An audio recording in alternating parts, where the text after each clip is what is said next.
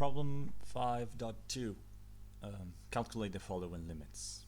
Okay, so we have 12 limits here with different functions. We have done this kind of problem before, so let's go ahead.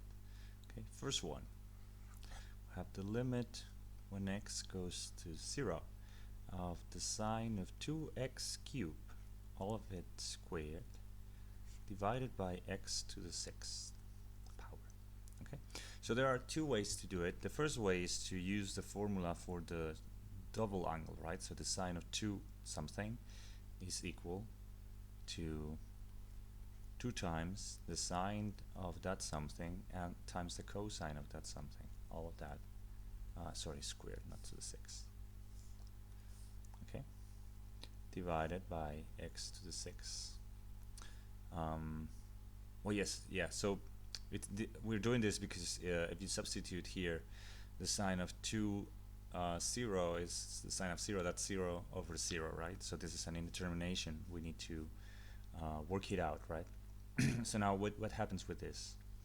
We have the limit when x goes to 0 of 4 times the sine of x cubed squared times the cosine of x cubed squared, right? So let's see, this is x to the 6th.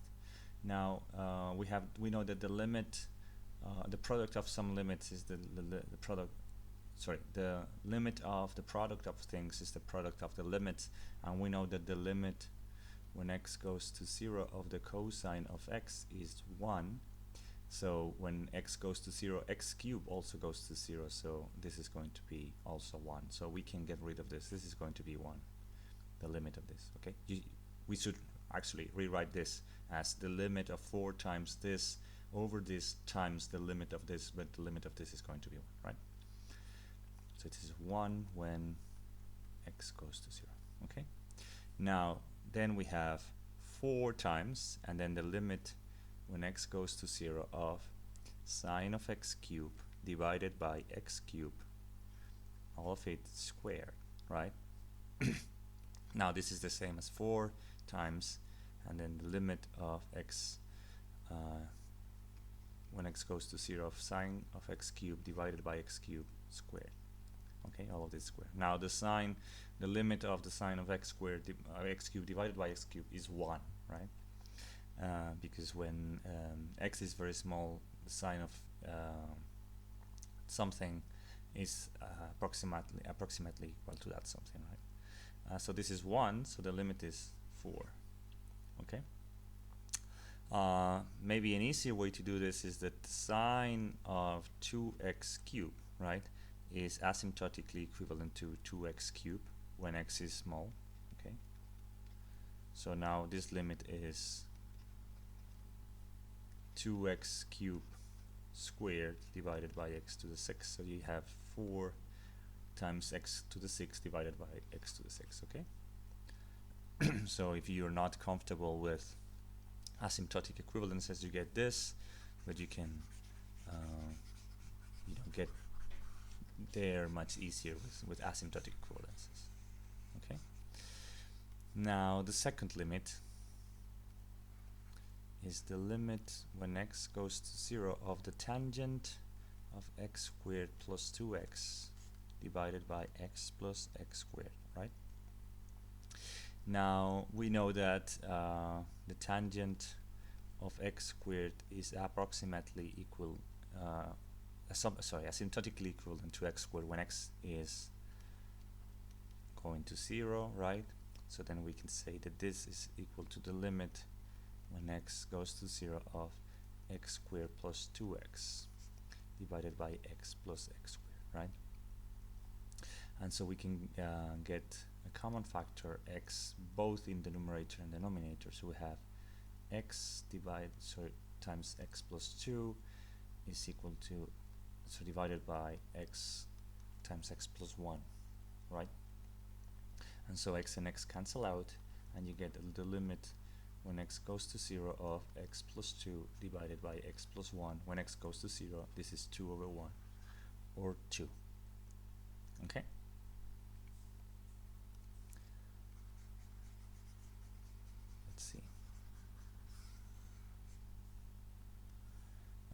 3.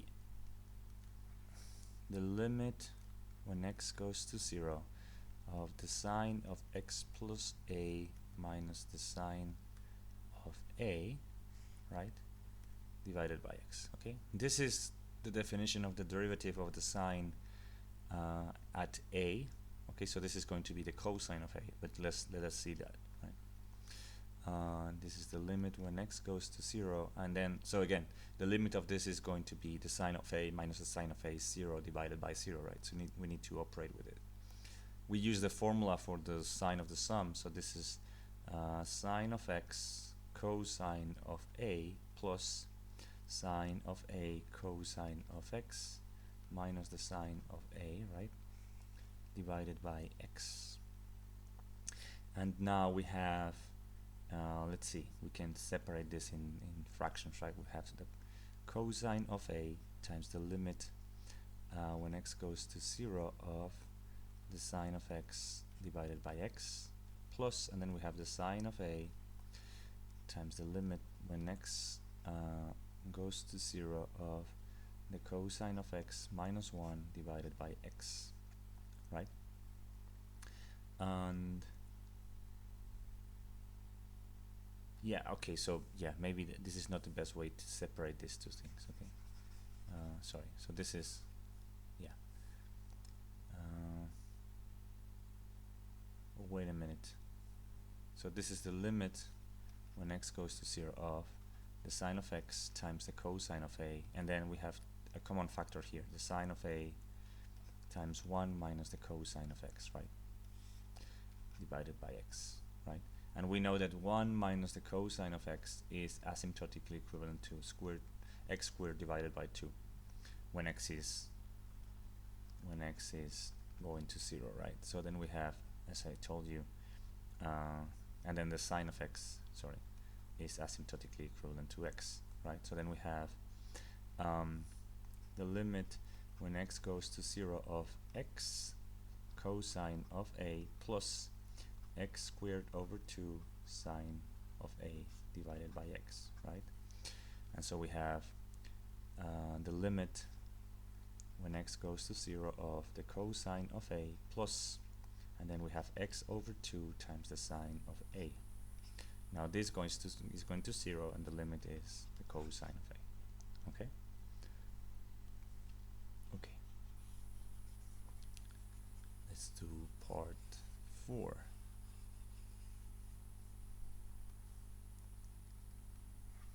The limit when x goes to 0 of 1 plus x to the 1 over x, right?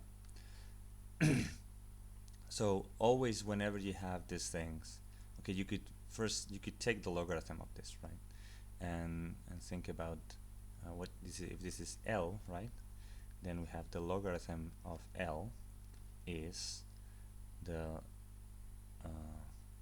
it's the log of the lim, but the logarithm of the limit is the limit of the logarithm. So we have the limit when x goes to 0 of 1 over x, the logarithm of 1 plus x, right? And then the logarithm of 1 plus x is asymptotically equivalent to x when x is going to 0, which is the same as saying that this limit is 1, right? If the logarithm of L is 1, L is e, right? But you could also, let's say, you could also, when you have 1 over x, right, you could also change the variable and say y, let's call y 1 over x, right? And so the limit when x goes to 0 is the same as the limit when y goes to infinity, right? On the right, so supposing this is going to the right, and this is 1 plus 1 over y to the y, right?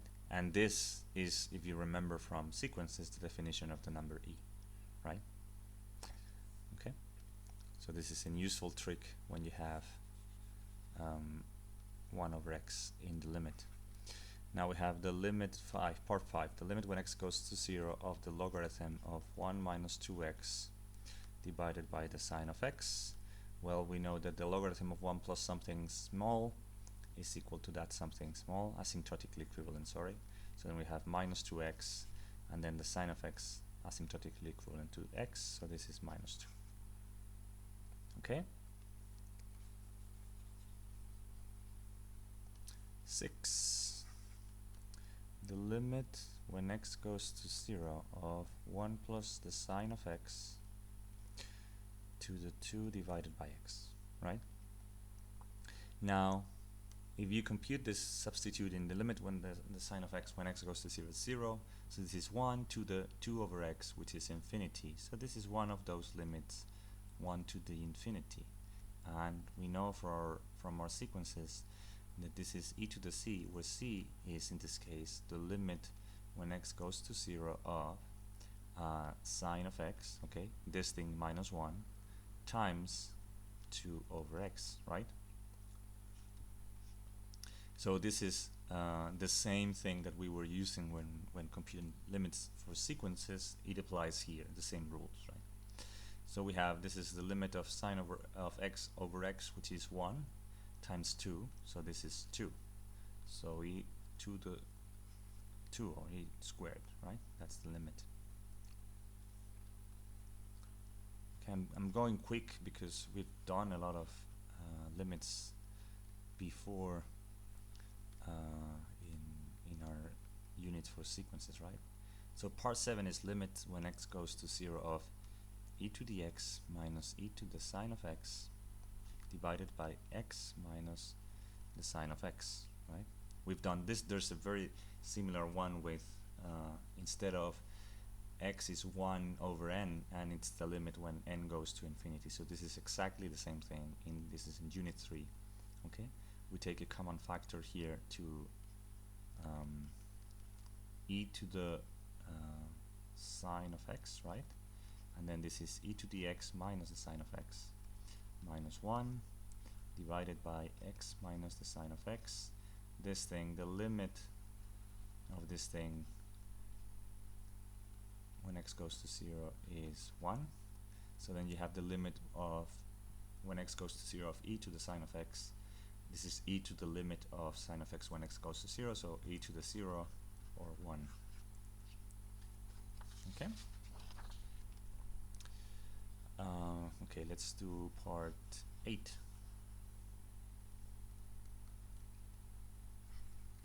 The limit when x goes to 0 of the tangent of x minus the sine of x divided by x cubed.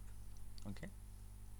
Now this is one of those in which you can't use your asymptotic equivalences super easy, right? Because we know that the tangent of x is asymptotically equivalent to x, and the sine of x is asymptotically equivalent to x, both of this when x is going to 0, right? So if we substitute here, we have x minus x equals to 0 over 0. So this is not working, right?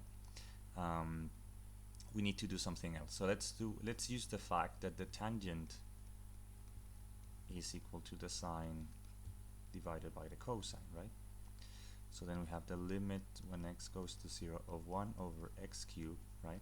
And then we have the sine divided by the cosine, and then in order to work with this, we have minus the cosine divided by the cosine times the sine, right? And so now we have the same denominator.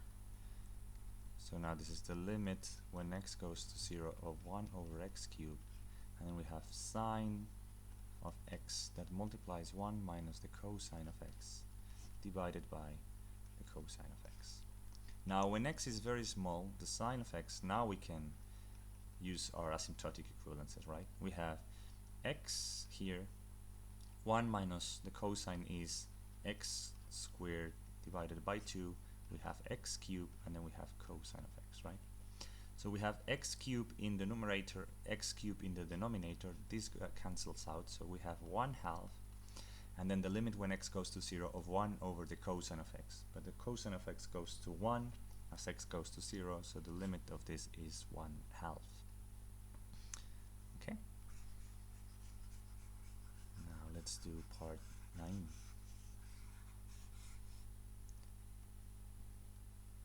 9. the limit when x goes to 0 of x divided by sine of x to the sine of x divided by the sine of x minus x, right? Now, so this is also going to be of those 1 divided by 1 to the infinity, right? So because the limit of this when x goes to 0 is 1, and then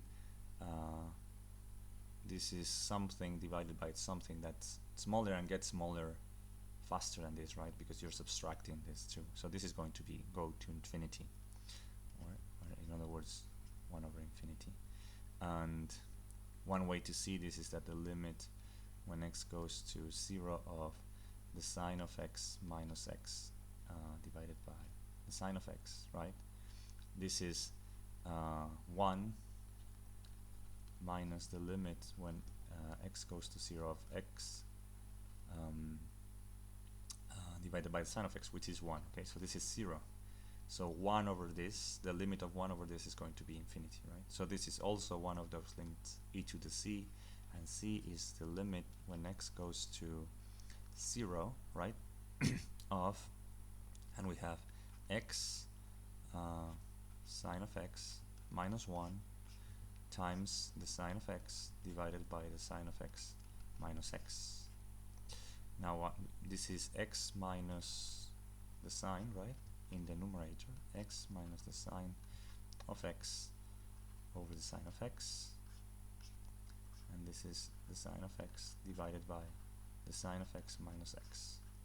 Okay, and this is minus 1, right, because sine of x and sine of x cancel out, and x minus x is the same as sine minus x, but with a different sign. So this is minus 1, so our original limit is 1 over e, or e to the minus 1.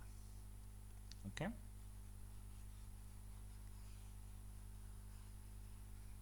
Let's do part 10.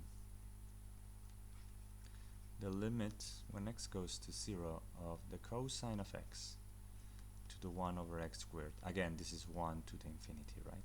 The limit of the cosine is 1 over x squared goes to infinity. So this is e to the c, where c is the limit when x goes to 0 of the cosine of x minus 1, that is multiplied by 1 over x squared. You could get like this, right? Now we know that 1 minus x, the cosine of x squared, is divided by, 1 minus the cosine divided by x squared is it's 1/2, so this is going to be minus 1/2, because this well, I would say the sign is changed, right? So the limit is e to the minus 1/2, okay, or 1 over the square root of e if you want. Let's do part 11. The limit when x goes to pi of 1 minus the sine of x over 2 divided by x minus pi squared, right? So let's see. This is going to be 1 when x goes to pi. The sine of pi halves is 1, so this is 0 and 0 in the denominator. Okay. What we can do is we can write y is x minus pi, right? Maybe this is easier for you. And so the limit when and so x is y plus pi. Yes. So the limit when x goes to pi is the same as the limit when y goes to 0, right? When x goes to pi, y goes to 0, and then you have 1 minus the sine of y plus pi over 2 divided by y squared. And now here we apply our formula for the double angles, right? So this is sorry, not the double angle, the sum of the angles, right? So this is the sine of y over 2 cosine of pi over 2 plus the cosine of y over 2 sine of pi over 2, right? Now this is 0 because the cosine of pi halves is 0, and this is 1, so this is the limit when y goes to 0 of 1 minus the cosine of y halves, right? Now 1 minus the cosine of y over 2 is asymptotically equivalent to 1 over 2 squared divided by 2, right? So this is y equal to y squared divided by 8, right? So this is equal to the limit when y goes to 0 of 1/8 of y squared divided by y squared, or in other words 1 over 8. Okay, let's see.